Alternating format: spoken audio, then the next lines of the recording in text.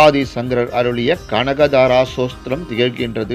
எவர் ஒருவர் கனகதாரா சோஸ்திரத்தை மகாலட்சுமி தாயாரை மனதார நினைத்து கொண்டு கூறி வருகிறார்களோ அவர்களுக்கு மகாலட்சுமி தாயாரின் அருள் பரிபூர்ணமாக கிடைக்கும் என்று, ஏழ்மை நிலையில் இருப்பவர்கள் செல்வ செழிப்புடன் வாழ்வார்கள் என்றும் ஆதிசங்கரர் கூறியிருக்கிறார். அப்படிப்பட்ட கனகதாரா சோஸ்திரம் சமஸ்கிருதத்திலும் அதே சமயம் தமிழிலும் இருக்கின்றது. எதில் படிக்க விருப்பம் இருக்கின்றதோ அந்த மொழியில் படித்து மகாலட்சுமி தாயாரை வழிபாடு செய்யலாம். பெண் தெய்வங்களுக்கு உரிய மாதமான இந்த ஆடி மாதத்தில் மகாலட்சுமி தாயாருக்குரிய கிழமையில் நெல்லிக்கனியை வைத்து கனகதாரா சோஸ்திரத்தை படித்து பூஜை செய்வதைதான் கனகதாரா மகாலட்சுமி பூஜை என்று கூறுகின்றோம். இந்த பூஜையை தொடர்ச்சியாக 8 வெள்ளிக்கிழமையில் செய்யலாம்.